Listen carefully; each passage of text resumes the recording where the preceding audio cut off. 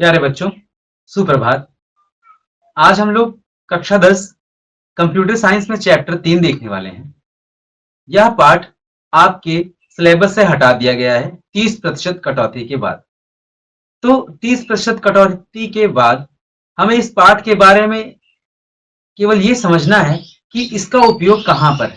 अर्थात इससे आपके प्रश्न नहीं आएंगे बोर्ड के एग्जाम में, किंतु हमें इस पाठ के बारे में थोड़ा बहुत जानकारी रहना चाहिए। तो आइए देखते हैं इसी के साथ। चैप्टर का नाम है कंप्यूटर नेटवर्क और उनके प्रकार। तो जैसा कि पाठ का नाम है, हम जैसा प्रारंभ करते हैं, पहले समझ लेते हैं कि कंप्यूटर नेटवर्क से क्या तात्पर्य है, उनके क्या प्रकार हैं। तो कंप्यूटर नेटवर्क को पढ़ने से पहले यहाँ पर कुछ विषय सूची है हमारे पास, जिन्हें पढ़ना होगा। जैसे कंप्यूटर नेटवर्क किसे कहते हैं और कंप्यूटर नेटवर्क के लाभ क्या हैं, ठीक, ये सारी चीजें हमें देखनी है। और तीसरे नंबर पे आएगा कंप्यूटर नेटवर्क में प्रयुक्त तो किए जाने वाले विभिन्न उपकरण। अर्थात कंप्यूटर नेटवर्क को बनाने के लिए या कह सकते हैं स्थापित करने के लिए किन किन उपकरणों की आवश्यकता होती है।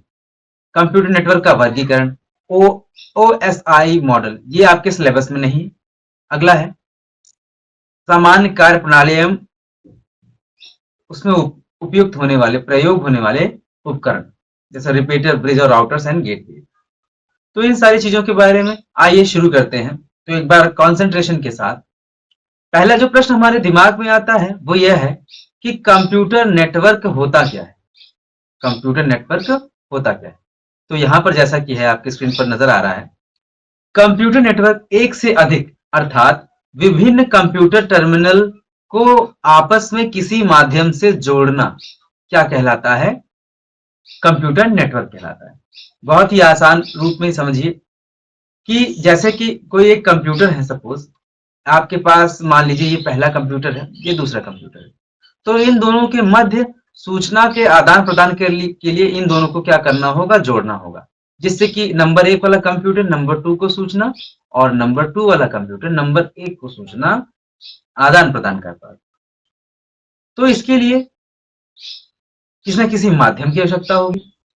माध्यम अर्थात एक ऐसा साधन या एक ऐसा तरीका जिसके द्वारा हमारा डेटा एक स्थान से दूसरे स्थान तक पहुंचता है या पहुंचाया जाता है। अगर वो माध्यम स्थापित है, माध्यम लगा हुआ है, तार लगी हुई है या बेतार का कनेक्शन है, वायरलेस है, तो हम अपनी सूचनाओं को आसानी से एक स्थान से दूसरे स्थान तक पहुंचा सकते हैं।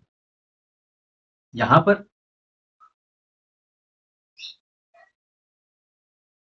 डेटा अथवा सूचनाओं का आदान प्रदान आसानी से किया जा सके, उन्हें कंप्यूटर नेटवर्क कहते हैं। अर्थात कंप्यूटर नेटवर्क ऐसे कई सारे कंप्यूटरों का समूह है जो आपस में क्या होते हैं? जुड़े होते हैं। जैसा कि आप यहाँ देख रहे हैं, ये पहला आपका कंप्यूटर है और ये कौन सा है? दूसरा कंप्यूटर है। और ये दोनों कंप्यूटर क्या है? आपस में जुड़े हुए हैं बाय द यूजिंग ऑफ, किस चीज का उपयोग करके?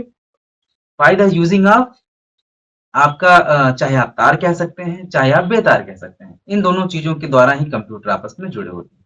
तो जैसा कि यहाँ पर दिखाई दे रहा है, ये कोई कंप्यूटर है, ये कोई कंप्यूटर है, ये सारे कंप्यूटर हैं जो कि आपस में किसी तार से, ये जो आपको माध्यम यहाँ पर दिखाई दे रहा है, यहाँ पर देखिए ये तार से जुड़े हुए हैं, ठीक। और तार से केवल कंप्यूटर ही नहीं, कंप्यूटर के विभिन्न उपकरण जुड़े हुए हैं।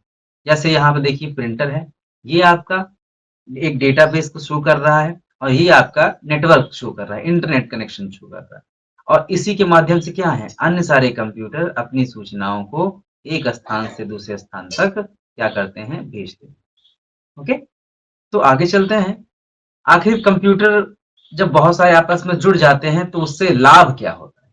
लाभ मतलब कंप्यूटरों को आपस में जोड़ने से फायदा क्या है? आइए पढ़ते हैं। तो कंप्यूटर को आपस में जोड़ने से क्या फायदा होता है, इसको पढ़ना है आपको कंप्यूटर के लाभ के अंतर्गत।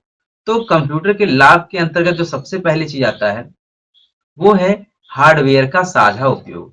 सपोज करिए, एक बार मानिए कि किसी बिल्डिंग में बहुत सारे लोग बैठे हुए हैं, अगर उनके पास 10 कंप्यूटर हैं और उन 10 को कोई ना कोई कागज प्रिंट करना होता है, छापना होता है, तो उन 10 लोगों को 10 प्रिंटर लाने की अपेक्षा हम क्या करेंगे, एक प्रिंटर लाएंगे और उस प्रिंटर से सभी लोगों को नेटवर्क के माध्यम से जोड़ देंगे।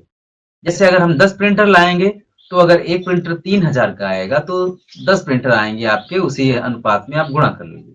ठीक है, तो इस तरह क्या है, आपकी कॉस्ट बढ़ गई अर्थात कीमत बढ़ गई। तो हमें कीमत को भी कम करना है और कार्य को आसान करना है। तो क्या करेंगे, एक मुख्य प्रिंटर ले लेंगे और उस प्रिंटर से ही सभी कंप्यूटर्स को जोड़ दिया जाएगा और आवश्यकता पड़ने पर अलग अलग कंप्यूटर के उपयोगकर्ता अपने अपने कॉपियों को, अपने अपने कागजों को छाप सकते हैं या प्रिंट कर सकते हैं। आगे चलते हैं। कंप्यूटर नेटवर्क द्वारा हार्डवेयर संसाधन जैसे प्रिंटर, प्रिंटर ही नहीं, स्कैनर, डिस्क ड्राइव, मॉडेम आदि का साझा प्रयोग कर सकते हैं। इससे प्रणाली की लागत में कमी व समय की बचत होती है। नेक्स्ट है आपका सॉफ्टवेयर का साझा प्रयोग। कई बार एक सॉफ्टवेयर एक सिस्टम पे होते हुए कई 10 अलग अलग सिस्टम में इंस्टॉल करना पड़ता है। इस प्रकार क्या है, इस सॉफ्टवेयर एक ही स्थान पर रहकर ही कई सारे कंप्यूटरों को सुविधा प्रदान कर सकता है। कैसे, देखते हैं। कंप्यूटर नेटवर्क में लगे हुए कंप्यूटर नेटवर्क में लगे प्रत्येक कंप्यूटर में अलग अलग सॉफ्टवेयर लोड करने की आवश्यकता नहीं होती है। अब आवश्यकता नहीं होगी। इस प्रणाली में जुड़े प्रत्येक कंप्यूटर सॉफ्टवेयर का साझा उपयोग कर सकते हैं। सपोज अगर आप मेरे कंप्यूटर में जुड़े होते तो मैं यहाँ पे जो कार्य कर रहा हूँ, यहाँ पे जो सॉफ्टवेयर लगा हुआ है, आप उसका साझा उपयोग कर सकते हैं। अच्छा, नेक्स्ट है,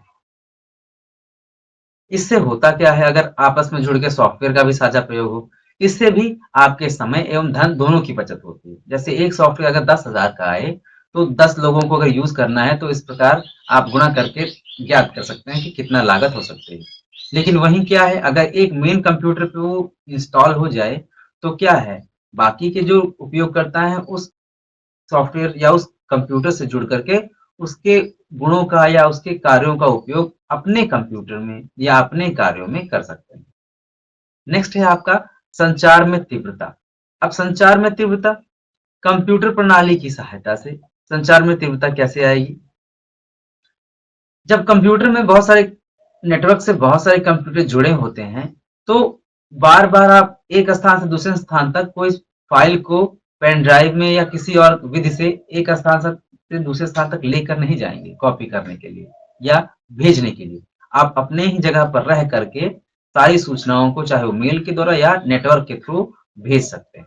जैसा कि वर्तमान में आप देखते हैं तो कोई भी कागज या आप फॉर्म भरते हैं तो उसको लेकर नहीं जाते हैं किसी को देने, बल्कि अपने ही मोबाइल या कंप्यूटर से आप उसको सेंड करते हैं और वो नेटवर्क के माध्यम से होते हुए उस व्यक्ति तक पहुंच जाता है जिस व्यक्ति तक आप भेजना चाहते हैं। अब आगे देखते हैं। नेक्स्ट है आपकी पूर्ण विश्वसनीयता। देखिए, कंप्यूटर आपस में जुड़े सूचना का आदान प्रदान कर रहे हैं, इसके लिए अत्यंत आवश्यक है विश्वसनीयता। अर्थात मैं जिसको सूचना भेज रहा हूं वो सूचनाएं उसके पास ही जा रही हैं। इसकी विश्वसनीयता कैसे होगी, यही इस हेडिंग में समझाया गया है। तो इस हेडिंग के अंतर्गत है कंप्यूटर नेटवर्क प्रणाली के माध्यम से प्राप्त किया गया डेटा व सूचनाएं पूर्णतः सुरक्षित होती हैं। आप एक शब्द है, मैं आपको होमवर्क दूंगा, आप शब्द ढूंढिएगा, सर्च कीजिएगा, जिसे बोलते हैं इनक्रिप्टेड। इनक्रिप्शन क्या होता है, इसको आप सर्च करिएगा और समझिएगा कि इनक्रिप्शन क्या है। ओके, तो जैसे आप व्हाट्सएप में अगर चेक करेंगे तो वहां पर भी इंक्रिप्शन लगेगा जिसमें लिखा होता है एंड टू एंड इंक्रिप्शन। तो ये सारी एक सूचनाओं को गुप्त रखने के कोर्स या मेथड है, टेक्नोलॉजीज है। ओके, सूचनाएं पूर्णतः सुरक्षित होती हैं, अर्थात डेटा जिस रूप में भेजा जाता है उसी रूप में ही प्राप्त होता है। अर्थात डेटा में कोई बदलाव या उसमें अनवांटेड चेंजेस नहीं होते। आगे आगे चलते हैं। डेटा व सूचनाओं के चोरी व परिवर्तित होने की संभावनाएं नगण्य होती है। यहाँ पे हम लोग एक चीज मैं ऐड करना चाहूंगा कि अगर सूचनाएं कोई एक स्थान से दूसरे स्थान तक भेजी जा रही हैं तो सूचनाओं में कोई परिवर्तन नहीं होता। तो कि कंप्यूटर नेटवर्क को स्थापित या सुचारू रूप से चलाने के लिए किन किन उपकरणों की आवश्यकता होती है।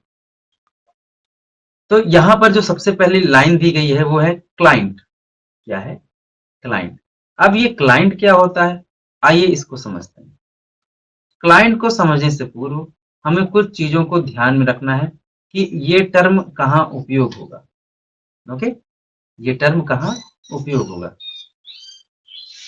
यहाँ पे टर्म का मतलब है,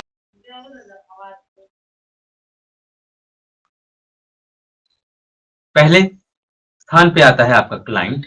अब ये क्लाइंट क्या है, क्लाइंट को समझने से पहले ये शब्दावली हो सकता है आपने कहीं सुनी हो। क्लाइंट का मतलब होता है उपयोगकर्ता। ठीक, तो यहाँ पर क्लाइंट, उपयोगकर्ता को क्लाइंट इसलिए बोला गया क्योंकि वो इंटरनेट से या कनेक्शन से या नेटवर्क से जुड़ा हुआ है, तो इस प्रकार उसको हम लोग क्लाइंट बोलते हैं। तो क्लाइंट यह एक कंप्यूटर नोड होता है जो सर्वर की सेवाओं का प्रयोग करता है। तो यहाँ पर इन्होंने क्लाइंट को एक ऐसे उपयोगकर्ता के कंप्यूटर के रूप में प्रदर्शित किया है जो उपयोगकर्ता यूज कर रहा है। जैसे अगर मैं सूचनाओं को ग्रहण करने का काम कर रहा हूँ या सूचनाओं को निकालने का काम कर रहा हूँ, तो मैं तो क्लाइंट हूं ही, लेकिन मेरा जो उपयोग करने वाला कंप्यूटर है वो भी एज अ क्लाइंट ही ट्रीट किया जाएगा, समझा जाएगा।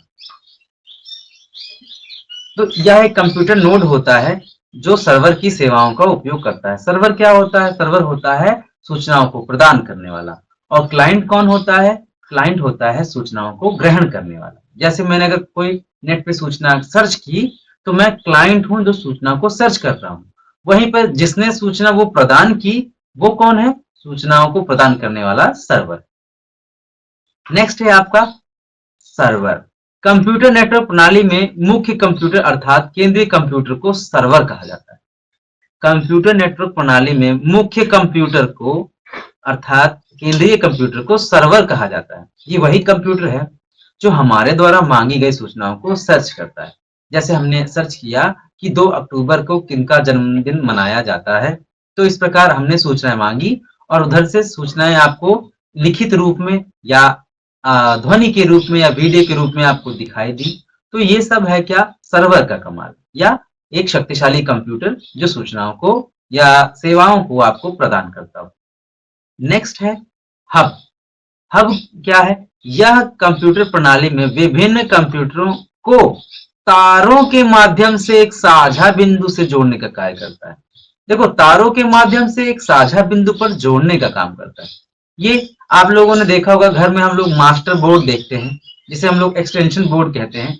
आपने देखा होगा कि एक बोर्ड रहता है, उसी से क्या करते हैं, हम लोग बिजली में कनेक्शन दे देते हैं और उस बोर्ड में 3-4 सॉकेट बने होते हैं और उसी में हम तार लगा के अलग अलग उपकरणों को चलाते हैं। तो इस प्रकार क्या कर रहा है वो, एक ही स्थान से कई सारे उपकरणों को धारा या करंट दे रहा है। तो कुछ इसमें भी ऐसे ही है कि इसमें कई सारे कंप्यूटरों को एक साझा बिंदु से जोड़ दिया जाता है। और साझा बिंदु से मतलब वहां पर नेट का कनेक्शन या नेटवर्क का कनेक्शन आ रहा है और उसमें लगी हुई तारों को हम ले जाकर कंप्यूटर में जोड़ देते हैं और उस कंप्यूटर में नेटवर्क आने लगता है या उससे हम कंप्यूटर को जोड़ देते हैं। नेक्स्ट है आपका अगला केबल। अब अगर हम कंप्यूटरों को आपस में जोड़ रहे हैं तो कौन सा तरीका होगा? तो कंप्यूटरों को आपस में जोड़ने के 2 तरीके हो सकते हैं। पहला, या तो हम तार से जोड़ें, दूसरा या तो बेतार से जोड़ें। तो यहां हम तार के बारे में अध्ययन करेंगे। यह एक महत्वपूर्ण माध्यम है, जिसकी सहायता से कंप्यूटरों को आपस में जोड़ा जाता है, जिससे डेटा अथवा सूचनाओं का आदान प्रदान किया जा सके। जैसे आपकी कोएक्सियल वायर। आपने अपनी क्लास में देखा था कि कैमरे लगे होते हैं, तो कैमरे में जो तार डाली जाती है वो भी आपकी कोएक्सियल है, जिससे कि आपके क्लास का जो सीन है या जो दृश्य है वो सीधे प्रिंसिपल सर के ऑफिस तक सूचनाएं वहां डिलीवर होती रहती है।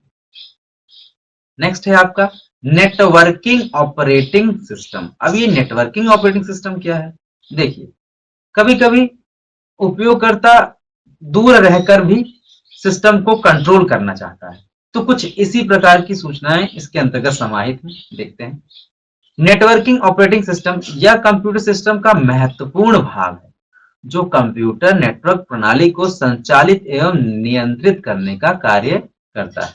अर्थात अगर आपके कंप्यूटर सूचनाओं को प्रदान कर रहे हैं, सर्वर सूचना को प्रदान कर रहा है, तो उस सर्वर को भी चलाने के लिए कुछ ऐसे ऑपरेटिंग सिस्टम या ऐसे सॉफ्टवेयर चाहिए होंगे जो निरंतर उस सूचनाओं को आपको रिले करते रहें, प्रदान करते रहें। नहीं तो क्या होगा, अगर हमने कोई सूचनाएं मांगी और उधर से वो आपका जो सूचना प्रदान कर रहा है कंप्यूटर वो ठप हो गया, खराब हो गया, तो आपको मांगी गई सूचना नहीं मिली। आप इस चीज को देखा होगा, आपने सुना होगा सर्वर खराब हो गया है। तो मांगी गई सूचना जब नहीं मिलती है, जिसका मतलब या सर्वर में खराबी हो गई है, अर्थात वहां का कोई सिस्टम वर्क नहीं कर रहा है। तो उनको अच्छे से वर्क करने के लिए और सूचनाओं को मांगे गए क्लाइंटों तक सूचनाएं पहुंचाने के लिए एक ऑपरेटिंग सिस्टम की आवश्यकता होती है। उसको बोलते हैं नेटवर्क ऑपरेटिंग सिस्टम, जो सर्वर के सारे क्रियाओं को नियंत्रित करता है, अन्य सूचनाओं और सेवाओं को अबाधित, बिना बाधा के निरंतर सुचारू रूप से चलाता रहता है। अब यहाँ पे अगला है आपका प्रोटोकॉल। ये one of the most interesting and important thing is internet protocol. By the using of internet protocol we can say ऐसे सच काइंड ऑफ रूल्स, ऐसे रूल्स होते हैं जिनके अकॉर्डिंग, जिनके अनुसार सूचनाओं का आदान प्रदान होता है। अगर ये नियम फॉलो नहीं हो, ये नियम लागू ना हो, तो सूचनाओं का आदान प्रदान व्यवस्थित, सुरक्षित तरीके से संभव नहीं। आइए तो लाइन दर लाइन पढ़ते हैं। ऐसे सर्वमान्य नियम एवं विधियों के समूह जो ये निर्धारित करते हैं कि नेटवर्क पर उपस्थित कंप्यूटर किस प्रकार परस्पर स्थापित कर डेटा का आदान प्रदान करेंगे। अर्थात अगर कोई एक कंप्यूटर है, मैं आपको यहाँ ये मान लो पहला कंप्यूटर है, ये दूसरा है कंप्यूटर है, तो इन कंप्यूटर के मध्य सूचनाओं का आदान प्रदान होगा कैसे आगे। अगर कोई सूचना का आदान प्रदान होगा तो बहुत आवश्यक यह है कि कुछ नियम फॉलो कर रहे होंगे। अगर ये नियम फॉलो करेंगे तभी सूचनाओं का अच्छे से आदान प्रदान हो सकता है, अन्यथा नहीं हो सकता है। तो यहाँ पर आपका कंप्यूटर के लाभ यहाँ पर समाप्त होता है। अगला है नेटवर्क का वर्गीकरण। अब नेटवर्क का वर्गीकरण अर्थात कंप्यूटर आपस में जुड़ गए, सूचना का आदान प्रदान कर रहे हैं, लेकिन जब कंप्यूटर आपस में जुड़ते हैं तो उनकी दूरी अर्थात भौगोलिक दूरी के अनुसार उनको अलग अलग ग्रुप में बांटा गया है। जैसे आप और हम अगर कंप्यूटर पर नेटवर्क से जुड़े हुए हैं तो एरिया किस अनुरूप में है उसको हम क्या कहेंगे, कोई बहुत दूर स्थित है तो उसको क्या कहेंगे, तो कुछ ऐसे ही इन चीजों के बारे में हम लोग देखने वाले हैं। तो भौगोलिक दूरी अथवा प्रसार क्षेत्र के अनुसार यहाँ पर नेटवर्क को 3 लेवल में बांटा गया है। पहला है लैन, दूसरा है मैन और तीसरा है वैन। Local area network. Local area network जैसा कि नाम है ऐसा कार्य है इसका। लोकल एरिया नेटवर्क विभिन्न प्रकार के तारों के माध्यम से एक से अधिक कंप्यूटरों को जोड़ना लोकल एरिया नेटवर्क कहलाता है। विभिन्न तारों के माध्यम से अगर कंप्यूटर को जोड़ा जाए, अगर उनकी बीच की दूरी कम है, अर्थात वो कुछ ही दूरी पर स्थित है, तो इस प्रकार अगर हम उन कंप्यूटर को जोड़ पाते हैं तारों के माध्यम से, so this is known as LAN, local area network. इस प्रणाली में सैकड़ों कंप्यूटरों को आपस में जोड़ा जा सकता है, अर्थात नंबर ऑफ कंप्यूटर्स को जोड़ा जा सकता है, बशर्ते स्पीड कम हो सकती है। Depends on number of computers, how many number of computers will connected. इस प्रकार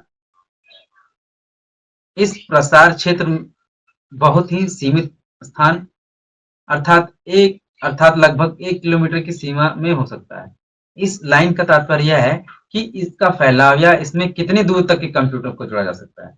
इसमें लगभग एक निश्चित सीमा कह सकते हो 15 मीटर से 1.5 किलोमीटर तक के बीच की दूरी के कंप्यूटरों को आपस में जोड़ा जाता है, और इसकी आवश्यकता तब पड़ती है जब बहुत ही फास्ट रूप में सूचनाओं को आदान प्रदान करना हो। लेकिन यह नेटवर्क तब फेल हो सकता है जब नंबर ऑफ कंप्यूटर्स आप अधिक जोड़ देंगे, क्योंकि अधिक कंप्यूटर जुड़ेंगे तो नेटवर्क डेटा की जो स्पीड है वो कम हो सकती है। ओके, देन आगे चलते हैं।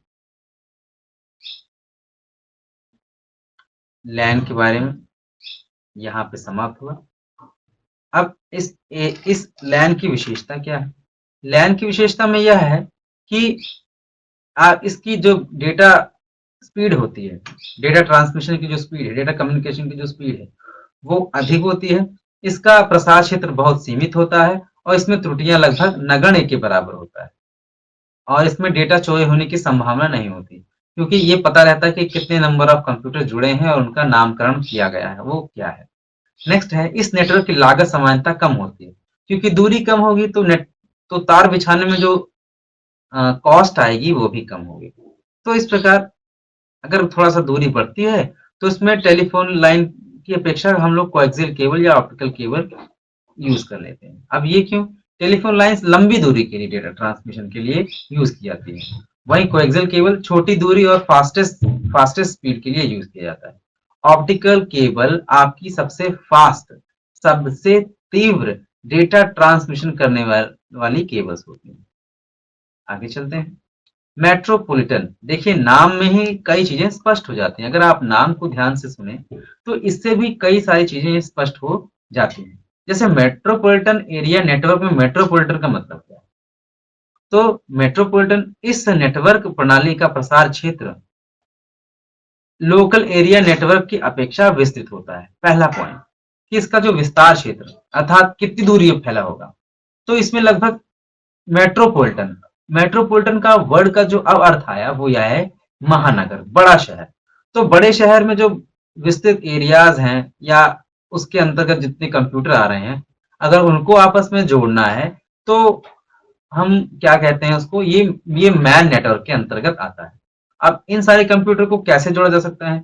हम केबल के थ्रू भी जोड़ सकते हैं, वायरलेस के थ्रू अगर जोड़ेंगे तो कॉस्ट ज्यादा आ सकती है। ठीक है, तो यहाँ पर इस नेटवर्क प्रणाली का प्रसार क्षेत्र लोकल एरिया नेटवर्क से अधिक होता है, पहला पॉइंट। अर्थात ये महानगर जितने विस्तृत क्षेत्र के नेटवर्क की सुविधाओं प्रदान करने की क्षमता रखता है। अर्थात एक मान लो बड़ा सा शहर है तो उसमें सूचनाओं को आदान प्रदान करने के लिए इस नेटवर्क की स्थापना की जा सकती है। अब इसका एरिया कितना होता है? इसका एरिया लगभग 100 किलोमीटर तक फैला होता है, जैसे केबल टेलीविजन। अब ऐसा नहीं है कि आप किसी केबल को लखनऊ से दिल्ली तक बिछाते हैं, नहीं। अगर किसी महानगर में सूचना का आदान प्रदान हो रहा है तो उस महानगर में ही केबल्स बिछाई जाती हैं। आपने देखा होगा कई सड़क किनारे खुदाई होती रहती है तो वहां पर क्या है, वो केबल्स डालने का कार्य चलता रहता है। अब यहाँ पर ये चित्र दिखाया गया है, इस चित्र में समझाया गया है कि ये आपका मेट्रोपॉलिटन एरिया नेटवर्क किस प्रकार है। तो मेट्रोपॉलिटन एरिया कुछ इस प्रकार है कि ये आपका एक नेटवर्क है और यहाँ पे ये किसी एरिया का नेटवर्क हो सकता है, किसी एक एरिया का स्थान हो सकता है। ओके, ये आपका ये कोई एक दूसरा एरिया है, ये कोई दूसरा एरिया है जहाँ पर मेट्रोपॉलिटन नेटवर्क डिलीवर हो रहा है, ये अलग है, ये अलग है। तो ये कंप्यूटर्स भी हैं इसमें कुछ और कुछ मोबाइल फोन्स भी हैं, जिससे कि क्या है, इंफॉर्मेशन का आदान प्रदान हो रहा है। So this is known as what, metropolitan area network. Next है आपका, इसकी विशेषताएं क्या है, अर्थात मेट्रोपॉलिटन एरिया नेटवर्क की विशेषताएं क्या है। तो मेट्रोपॉलिटन एरिया की विशेषताएं जो है इसमें सबसे महत्वपूर्ण चीज ये है कि ये इसका विस्तार अधिक है। पहले क्या था, अगर कोई कोई कंपनी है, वो इतनी बड़ी कंपनी पूरे शहर में फैली हुई है, तो हम अगर ज्यादा तार बिछाते हैं तो डेटा चोरी होने की संभावना है, क्योंकि इसके लिए हमें गार्ड्स रखने होंगे और रास्ते रास्ते पर खुदाई करनी होगी, जिससे कि प्रॉब्लम। इससे बचने के लिए हम लोग क्या करते हैं, मेट्रोपॉलिटन एरिया में नेटवर्क का यूज कर लेते हैं, जिसमें क्या है, अंडरग्राउंड वायर्स का यूज कर लेते हैं। अंडरग्राउंड वायर हो गया या और कोई तकनीक हो गई जिसके माध्यम से हम हमारी जो सूचना है वो सुरक्षित रहेगी और गति भी हमें बड़ी अधिक मिलेगी। तो यहाँ पर एक पॉइंट दिया है कि यह विस्तृत क्षेत्र के नेटवर्क के लिए प्रयुक्त होता है, जैसे लखनऊ, कानपुर आदि। अब इस नेटवर्क प्रणाली में यहाँ पे लखनऊ कानपुर में यूज होता है, इस ये कहा गया है, ये नहीं कहा गया कि लखनऊ को अगर कानपुर से जोड़ना है तो लखनऊ और कानपुर में यूज होता है, ये एक एग्जाम्पल है। दूसरा है, इस नेटवर्क प्रणाली में लैन की अपेक्षा अधिक कंप्यूटरों को जोड़कर डेटा का प्रसारण किया जा सकता है। ओके, आगे बढ़ते हैं। अब वर्तमान में जो आपको नेटवर्क है वो है वैन। यहाँ पे इसका मतलब है वाइड एरिया नेटवर्क। यह नेटवर्क संपूर्ण विश्व में फैला हुआ है, जो पहला पॉइंट यहाँ से क्लियर होता है। और इसका जो भौगोलिक क्षेत्र है वो सीमित नहीं है, बल्कि इसको इस प्रकार कहना चाहिए, असीमित है, इसकी कोई सीमा नहीं है। इसमें डेटा के संचरण की गति लोकल एरिया नेटवर्क की अपेक्षा तो कम होती है, लेकिन इसमें क्या करते हैं हम अधिक दूरी को कवर कर सकते हैं। तो दूरी जब अधिक हो जाएगी तो क्या है, डेटा के ट्रांसमिशन में समय लगेगा। फिलहाल ये अगर हम लोग इसको ऐसा समझें कि ये लगभग नगण्य के बराबर होता है। लेकिन वहीं अगर हम डेटा की साइज बढ़ाते हैं, हैवी डेटा भेजते हैं, तो इसकी इसकी जो गति है वो भी बढ़ जाएगी। अब इससे बचने के लिए हम एक कुछ एडवांस टाइप के या कुछ नए टाइप के संचार माध्यम, तारों का या वेव्स का यूज कर रहे हैं। जैसे यहाँ पर दिया गया है माइक्रोवेव। माइक्रोवेव तरंगे होती हैं। सैटेलाइट का भी यूज करते हैं, टेलीफोन लाइन्स का भी प्रयोग किया जा सकता है। अब टेलीफोन लाइन्स का प्रयोग आप यहाँ पर वर्तमान में आप खुले खंभों पर नहीं देखते हैं। एक देखे होंगे आप रेलवे किनारे बॉक्सेस लगे होते हैं, तो इस टाइप के स्विचिंग बॉक्स यूज किए जाते हैं। इसके लिए ओपन वायर आप यूज नहीं होते। और जैसे कि अगर कोई व्यक्ति एक इतनी दूर बैठा हुआ है कि वहां तक हम सूचनाएं या वहां तक हम तारों को नहीं बिछा सकते हैं, तो वहां हम सूचनाएं वायरलेस या टावर्स के माध्यम से बाउंस कराकर स्विच करा के भेजते हैं। तो इस प्रकार के जो नेटवर्क का संयोजन होता है वो कहलाता है वाइड एरिया नेटवर्क। अब इसकी खासियत क्या है, वाइड एरिया नेटवर्क की भी खासियत होती है। अब वाइड एरिया नेटवर्क की खासियत कुछ इस प्रकार है कि वाइड एरिया नेटवर्क में इसकी कोई भौगोलिक सीमा नहीं है। मतलब बहुत अधिक क्षेत्रफल को, बहुत अधिक दूरी तक ये सूचनाओं को भेज सकता है। हाँ, स्पीड जरूर कम होगी। इस प्रणाली में कंप्यूटर के मध्य भौतिक लिंक की आवश्यकता नहीं होती। व्हाट एग्जैक्टली मीन ऑफ भौतिक लिंक, फिजिकल लिंकअप? भौतिक लिंक का मतलब है कुछ ऐसे तार वगैरह बिछाने की आवश्यकता नहीं है। ये बेतार संचार माध्यम से भी सूचनाओं का आदान प्रदान कर सकता है। नेक्स्ट है, इसमें माइक्रोवेव सर्किट और सैटेलाइट माध्यम प्रयोग किए जाते हैं। अब माइक्रोवेव सर्किट तथा सैटेलाइट माध्यम, माइक्रोवेव सर्किट और सैटेलाइट माध्यम कैसे प्रयोग होते हैं? जैसे दूरी अधिक है तो अधिक दूरी तक सूचनाओं को अगर भेजना है तो हम क्या करते हैं, माइक्रोवेव या सैटेलाइट का यूज कर सकते हैं। और नेक्स्ट है आपका, इसमें सूचनाओं का आदान प्रदान विश्व के सभी देशों में किया जा सकता है। तो आज के लिए इतना ही। थैंक यू सो मच और स्वस्थ रहें, व्यस्त रहें।